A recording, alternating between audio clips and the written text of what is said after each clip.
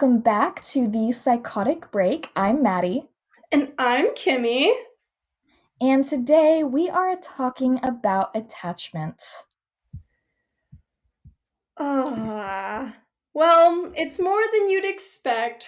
We're not just doing the babies, we're doing your whole lifespan and how the one thing as a child caused by your parent or guardian is going to impact you. Yeah, essentially, what attachment theory is it is the study of how we form emotional bonds to others.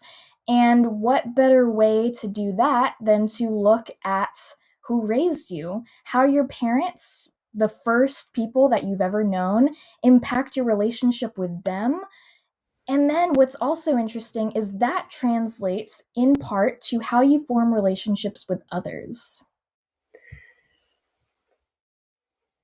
So, shall we get into the nitty gritty of attachment in babies? Let's do it. And to do that, we'll start with the Mary Ainsworth strange situation. You want to explain the logistics of that situation? Oh, yes. So, back in the 70s, there was this lab playroom where mothers would bring in their children and they would play with the kid for a while, get them adjusted to the room, and eventually the mother would be signaled to exit the room, where a stranger would then enter the room and play with the kid, or at least attempt to, and usually the kid would be crying. The mother comes back in, and it's to watch how the child responds once the baby, not once the baby, once the mother returns into the room. Yeah. And what they found was there were three main behaviors. And I'll go ahead and describe the first one, which is the secure attachment. This is about 70% of babies, thank goodness.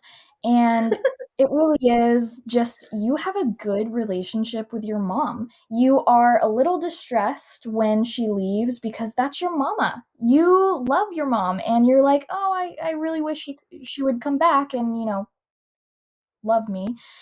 So it's a little distressing when they leave. However, when they come back, you are easily calmed down by their presence.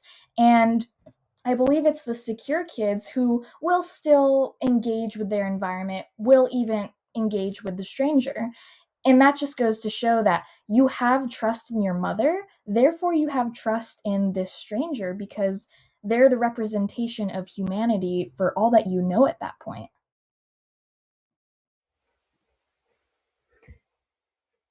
Oh, you froze again. Kimmy, you're frozen. Can you hear me? I'm not gonna lie, this is a very funny image of you, though. Hello? Hmm. Hello? Here, I'm gonna pause.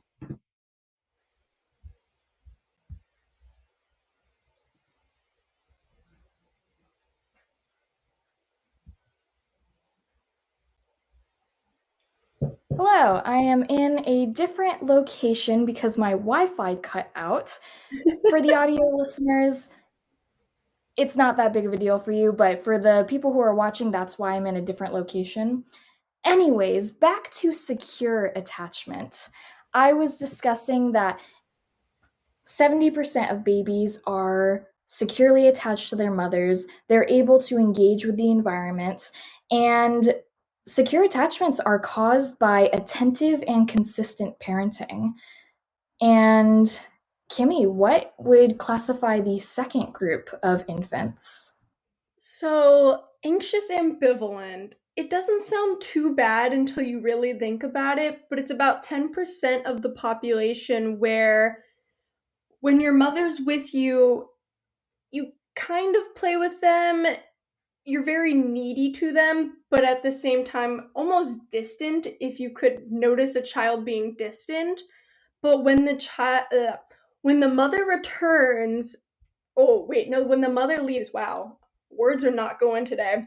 When the mother leaves, the child is incredibly distressed, crying. They're not really connecting with person, the administrator. And so when the mom comes back, they're almost like a weird love triangle where you don't want to get near them, but at the same time you do because you want to calm down, but you're also F you, mom, for leaving me. It's very weird. Yeah, and I would add on to that saying that it's kind of hit or miss, which goes into why these kids are acting this way.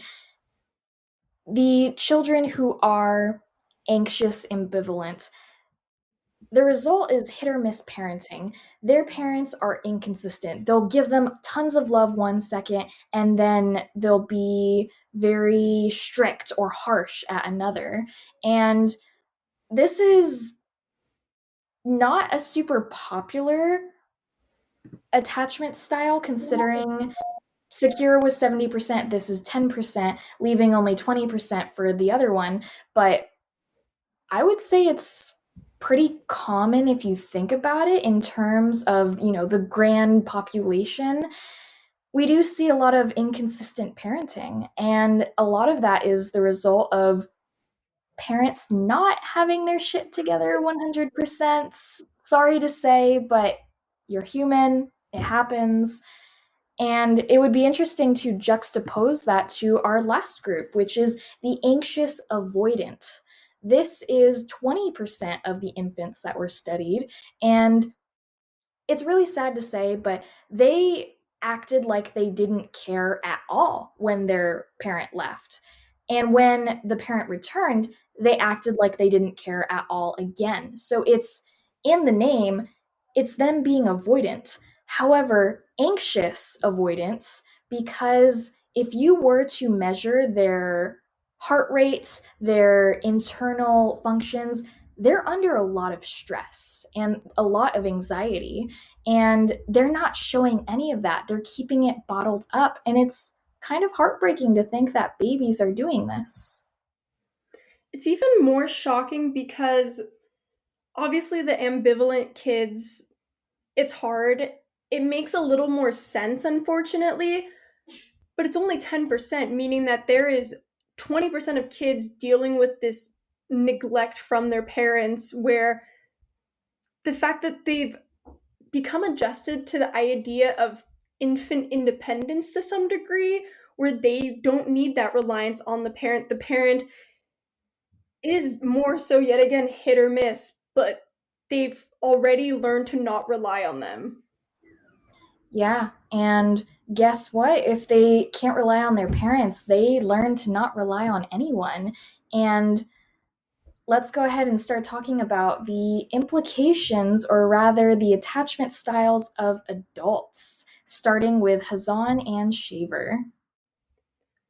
Okay, well, it almost carries over where if you were a secure child, you're most likely going to be a secure adult because you've become adjusted to that responsive need from parents and almost, I don't want to make a very like controversial statement, but a loving environment.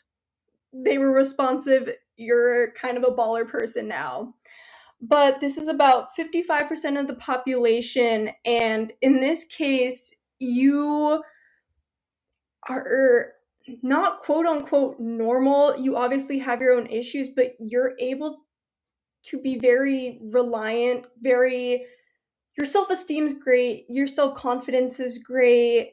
You're able to connect with others really well because you were able to make that proper attachment with your mom as compared to the rest of them. Exactly. And those who were avoidant as babies are most likely avoidant in their adulthood. And the way that that is characterized is, actually, let me do this. I'm going to go ahead and pull up the study and give you the descriptions for all of the adults and the different three styles. So go ahead and listen in and see which style you are right now. Oh, All right, so the secure attachment for adults, here's the description. I find it relatively easy to get close to others and am comfortable depending on them and having them depend on me. I don't worry about being abandoned or about someone getting too close to me. How does that sound, Kimmy? I was about to ask you because personally I cannot relate to that. I would like to think that I will, as a person, get to this point because I do think that, if you are avoidant or ambivalent, don't worry. I truly believe that under the right circumstances, under the right terms of growth, and with the right person, you will obtain that secure attachment. I mean, I sure am not there right now, but it sounds really nice. I honestly can't wait to until I get to a point where I can have that amount of trust and warmth and just being with that person who makes me better and I know that I make them better. It sounds lovely. It does. It would take a lot of introspection if coming from an avoidant or ambivalent childhood where as an adult, if you don't realize that you can't form these connections or be emotionally or physically intimate, you probably won't even realize that's something you may need to change to get to a healthier side, unfortunately. Yeah, and going along with attachment theory, I have to bring up the painful truth that a lot of people don't want to address, and that is you can't be in a relationship until you have the proper relationship with yourself and arguably with your parents. I'm starting to realize at this point that any issues, and let's be honest, everyone has some sort of family drama. Everyone is going through something with their parents, or they're lying about it, or maybe they're just really secure and they've got a wonderful family. But I would argue that a good portion of the population has work to be done in their family. For me, I would say that I grew up probably, oh, it's tough to admit to this, but I would say that I am one of the uncommon anxious ambivalent types. I Oh. am the type of person who, actually, is that the right one? Um, okay, yeah. So, yeah, I'm definitely anxious ambivalent. I am so ready to fall in love. I'm so ready to give my all of myself to another person, and I kind of blindly trust them.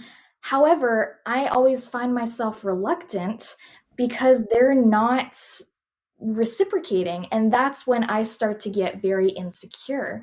And I thought it was more of a popular attachment style, but according to this study, it's, not.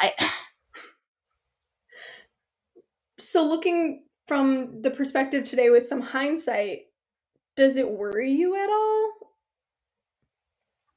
No, because I would say that yes, it's a little less uncommon, but I feel like I'm closer to secure than the avoidant because it's not like I'm just avoiding relationships altogether. And before we continue, let me go ahead and read the other two descriptions. So, for the avoidant style, here's the description.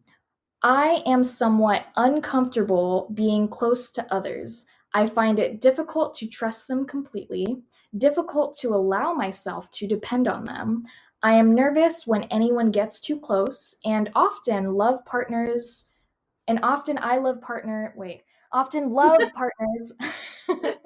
me start over. I am nervous when anyone gets too close, and often partners want me to be more intimate than I feel comfortable being. Well, I felt personally attacked. Well, just wait till we get to mine. Here is the anxious ambivalent description. Ooh. Reluctant is in this description. I find that others are reluctant to get as close as I would like. I often worry that my partner doesn't really love me or doesn't want to stay with me. I want to merge completely with another person and this desire sometimes scares people away. Yikes. Now Oh, I feel personally attacked. that one felt really specific and aggressive compared to the other two, so I completely understand why you're a little spooked right now. Yeah, and I think we're spooked because there's quite a bit of accuracy that comes with these descriptions, and it'll look different for everyone. Everyone is not this cookie cutter shape. We make these descriptions so we can generalize and so we can create a vast amount of help for people, but it's going to look different for everyone. The part that is most true with my description being anxious ambivalent is it seems that I'm always in one sided relationships. It could just be that's the people I attract, that's the circumstances that happen to me, or it could be something about me. It could be the way that I look at these things. And I'd like to think that if it's just the way that I'm thinking about it, with my own personal growth, I will get to a point where I can change my attitudes and my mindset, and where I can really start to trust people and not be as overbearing. Because I think that's what my description can be summed up as: overbearing.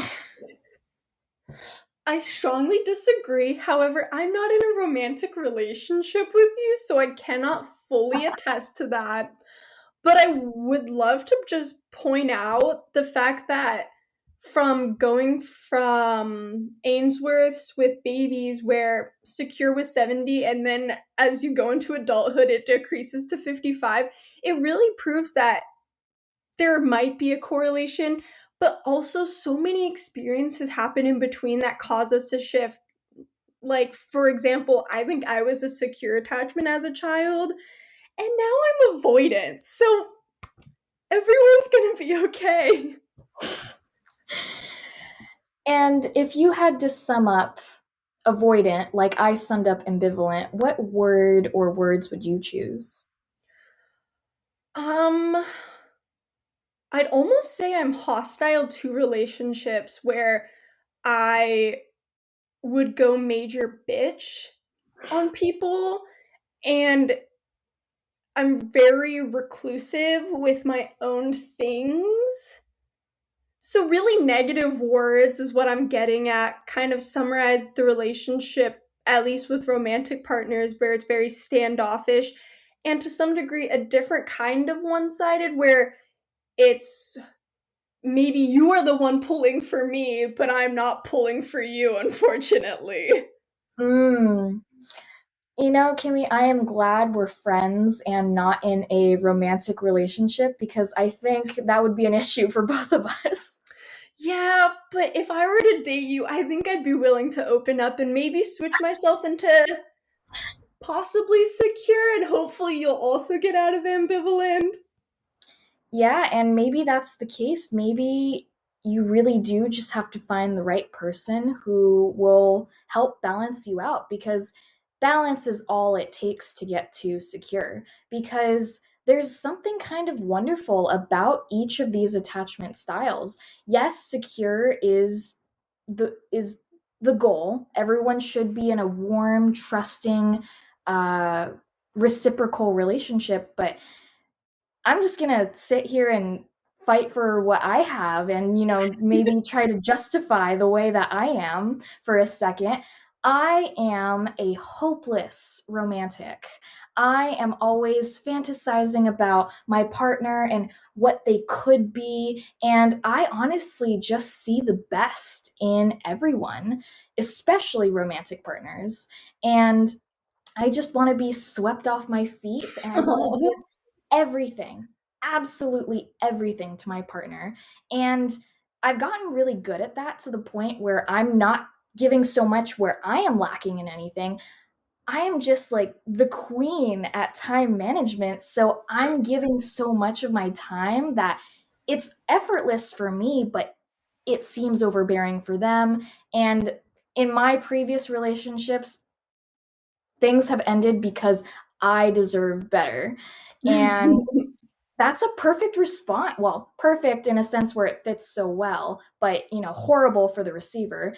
It fits because I really am giving a lot, and I am seeming like this amazing person, and that's not very good because it creates this sense of guilt in my partner, and that's not what you build a secure relationship upon. So I'd like to think that in terms of my vast amount of love and undeniable attraction for people, it's not the worst thing in the world, but balance really is everything. It could be that I need to find the right person, but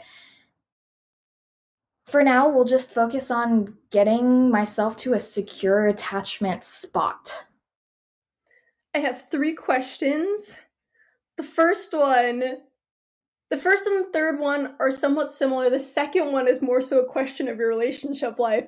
So I'll begin with the other 2 first. Okay. Um, the first one is relationships and friendships are different. Do you find that you are anxious ambivalent when it comes to friendships the same way that you are with like romantic relationships?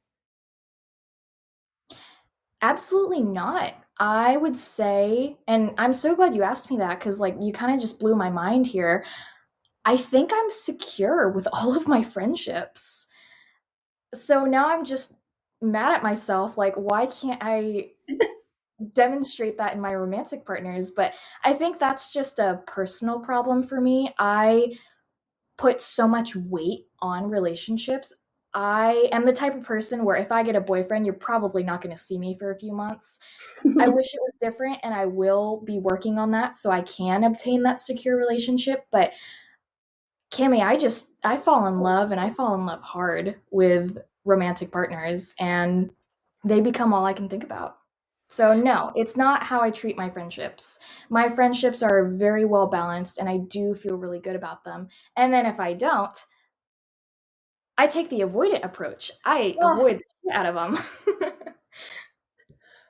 okay, well, 2 and 3 kind of morph together where one of them is well, they're kind of on the same like wavelength where personal like opinion question, do you think that the 3 options can almost intermingle in a healthy way where they can bring each other up to balance? And then within that, in your own experience, where obviously the guys you were with were very avoidant and they weren't able to give it them all, and they also weren't being very like self-aware, introspective about what was going on or why they couldn't reciprocate it.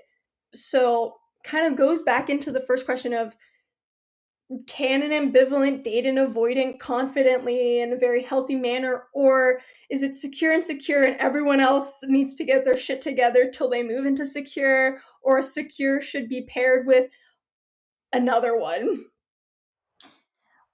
All right. Great questions. I will start with your second question. Actually, no, I'll start with your first. I don't, I do think that the three different attachment styles are three different attachment styles for a reason. I think that secure is very different from avoidant, and I think both of those are very different from ambivalent. However, as you said, you grew up secure and then now you're avoidant. I do believe that things can happen in your life that will tip the scales, and it's all a matter of balance. Secure is balanced, ambivalent is one side, and avoidant is the other. And honestly, I to answer your second question, I think an avoidance and any of the mixes of the two can make it work, but that's the thing. It is work. And not everyone is willing to put in that work. So that's why a lot of these relationships end.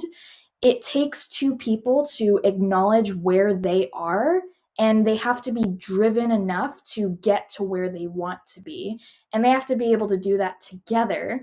And I say that with a little bit of saltiness because the heartbreaking thing the heartbreaking reality that I've experienced is it takes two people to form a relationship, but in a lot of cases, it only takes one of them to end the relationship. Very true and very sad. And sort of on that note, do you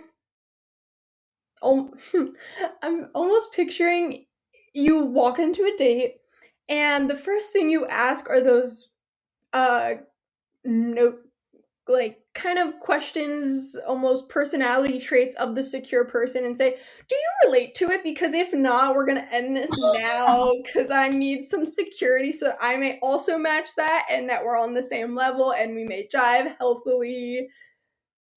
Man, that would save so much time. Maybe if I ever start to date again like that, I will try that because, like I said, I really do see the best in everyone. And I will go into a relationship with an open mind. And I will imagine, as far as we could go and what our future could look like. And I recognize that that's not the way a lot of people think. So it's something that I'm working on. But I am more curious to talk about you. You grew up secure. What do you think happened that caused you to be avoidant?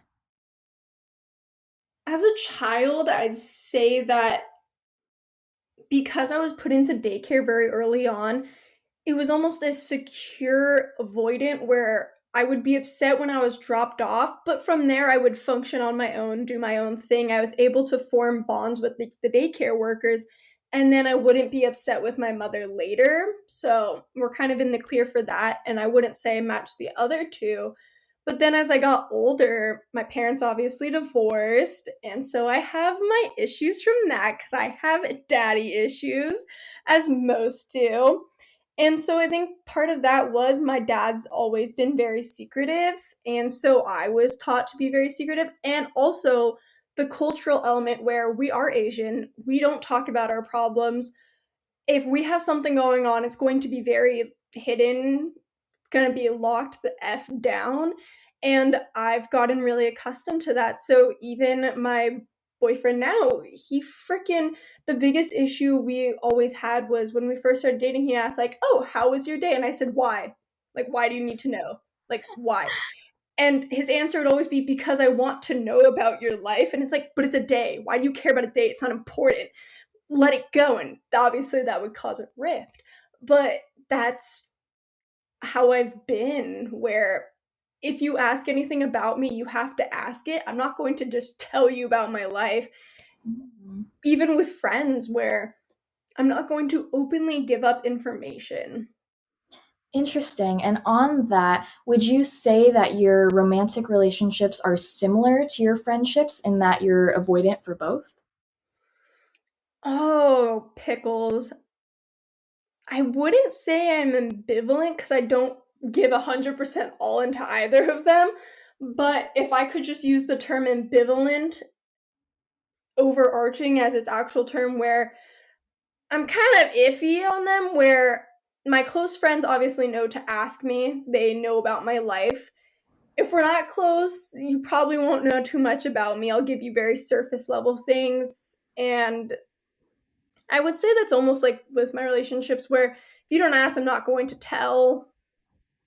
I live by the non version the army uses of "don't ask, don't tell." Oh, yeah, I do use that actually. Yeah.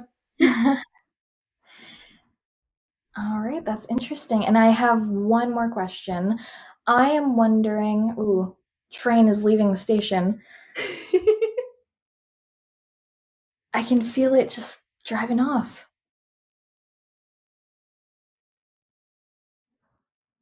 Oh, I remembered it. Regarding you feeling avoidant in your relationships, is there any incentive for you to want to achieve secure, or are you content where you are? Oh, that was good. And now I'm gonna have to think about it. um, it's almost like that contradictory thing in your head where it's like that dissonance where I can recognize that it's healthier to be secure, but I can also recognize that this thing has been so ingrained in me. But at the same time, part of it is some point you learn to ask for help, even with daily life. And that kind of has gone into relationships where I can comfortably, openly bitch to someone without them having to ask, like, "Oh, how was your day?" Because I've come to the fact that not everyone's going to ask. Sometimes you just need to let it out, and it's healthier that way. And so some part of me does want to be secure. I think all of me wants to be secure because I can recognize that. But it's really hard in the long run to get from a point where if you ask me how my day is, I'm going to say why to, oh, my day was lovely. It's the two polar opposites. Mhm. I'm starting to get insecure about when I ask you how your day is. I'm happy you haven't said why, because the anxious ambivalent person in me would be like, oh no, did I do something wrong? See, thank God I like you because random strangers I've done this to and I feel awful about it afterwards because I am self aware of the fact that I should stop doing it, but I love it to some degree because seeing people squirm is kind of funny. Yeah, and what I'm thinking about now is just how interesting it is that, because I completely agree with you, being the anxious ambivalent and being the avoidant, oh my gosh, aren't we the dream team, Kimmy? Look Oh at my us. gosh, this is like the introverts all over again. Yeah, we should rebrand the podcast as two undergraduates who are anxious, ambivalent, and avoidant. Please help us. No, but it really is interesting because you and me obviously have psychological backgrounds and we are interested in learning about these things so we can eventually help other people. However, we also come from backgrounds of struggle and of circumstances that led us to be ambivalent or avoidant. So, for me, and let me know if this is the way you feel too, I feel pissed that I am so aware of everything that is wrong with me. I am so aware of my attachment issues, and I know the solution. It's to work and do the steps to get to secure attachment, but it doesn't change the fact that we're both fucked. we we both have these issues that are ingrained in us, and honestly there are days where I can't fight those emotions. I can't fight the fact that I was raised in a certain way, that, and honestly no blame on my parents at all, like, the circumstances happened and I wouldn't change the way that I am, but there are still those moments where it feels like logic is fighting emotions and emotions are coming from the attachment issues and the logic is coming from my psychological studies. That's literally a text chain I have currently where I openly say, I realize I'm being irrational. However, and that's almost every text where I'm intentionally bitching about something I could easily fix and I know how to fix, but I'm choosing to not. And I don't know if you also feel this way, but it's almost, I hate to call us out, but deep down, almost this white knight complex without being white, where we want to save those we could not save ourselves from kind of deal almost. Yeah, and it's interesting you say that because that's a very ambivalent characteristic of putting so much of yourself and not really expecting anything in return. Because for a good part of my life, I would give, give, give, and not care about how that would affect me. See, all I when I heard all of that, it just felt toxic to the soul. Where Yeah, you're at some point, what is left? It honestly amazes me that you can continue in psych after, because eventually it gets to you and you feel completely pissed off at the world where no one has helped you back to some degree, that how you are here today wanting to help other people and also attempting to help yourself while also not being fully rational about it is amazing. well, thank you. And for someone who is avoidant, like, you're one of the coolest friends that I have. You're incredibly sweet. And Kimmy, you are so freaking empathetic.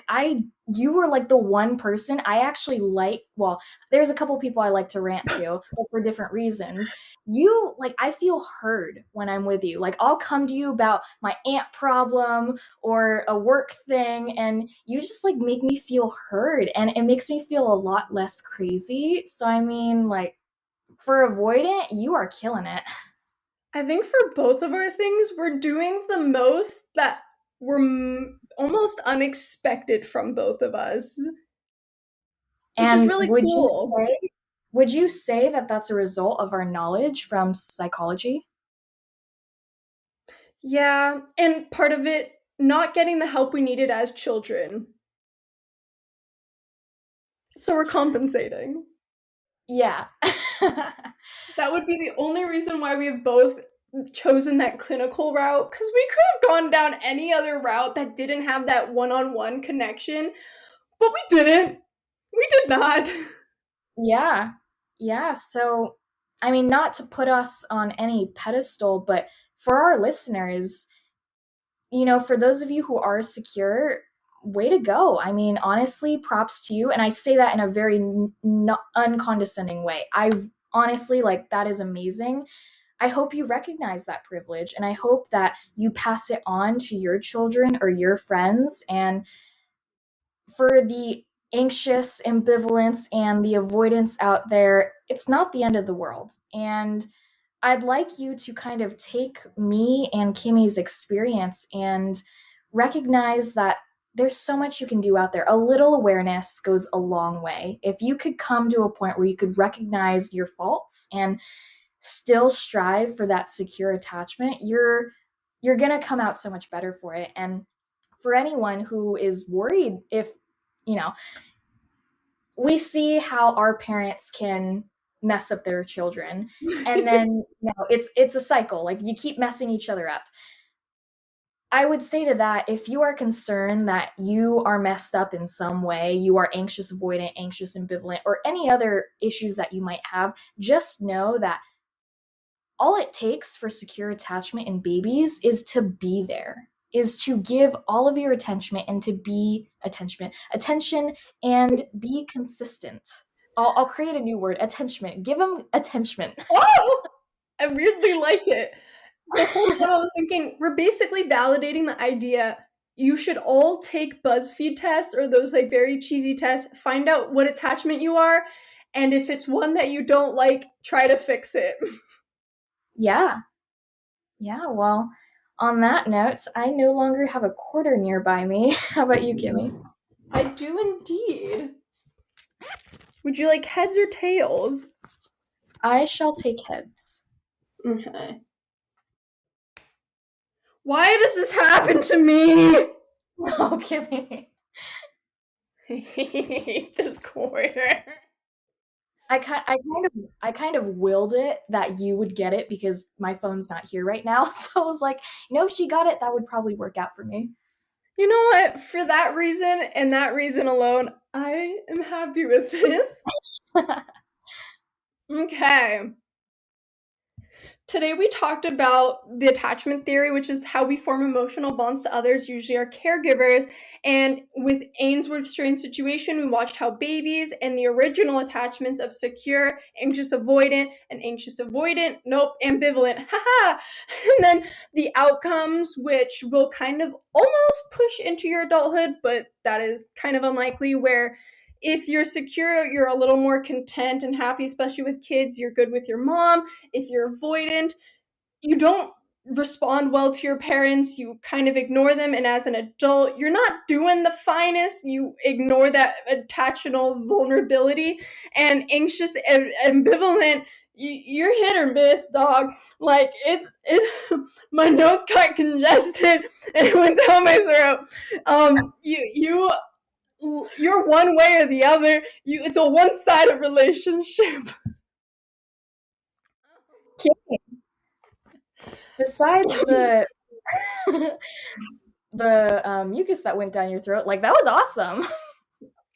Thank you. Could you hear where it dropped in my mouth? I honestly thought that you were just like gasping for air, but honestly, you summed it up really well. I mean, I felt triggered when you said hit or miss, but it's pretty accurate. And I think we've come to realize that accepting the truth is not easy. So you did a done good job. Hey, ma'am, you're the one who typed in that parenting note about caused by hit or miss parenting. That is true. That is true. And that is the psychological side of me trying to force the emotional side to cooperate. But we're being rational about it. We are. Some days are better than others. Today was On not that one of those days. Yeah. On that note, thank you guys so much for listening. We got a little personal in this episode. We hope that it was received well, and we sincerely hope that you can learn from our struggles, from I wouldn't say we made any mistakes. Like, we are the way we are because of our parents and our upbringing. So if you want to blame someone, no, I'm kidding. I'm kidding. Don't blame anyone. But just recognize that, everyone is different. Everyone has growth to be done, and the goal is secure attachment. So just try your best and try to love, but don't give too much.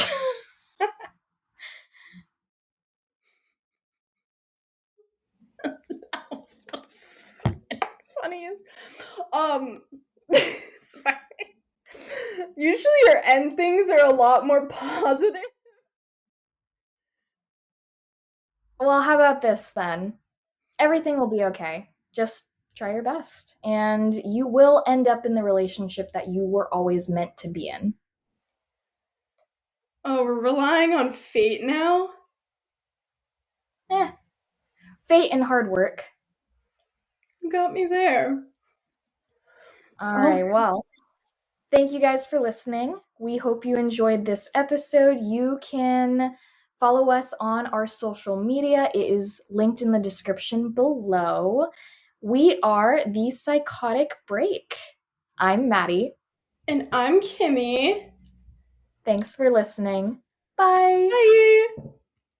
Bye.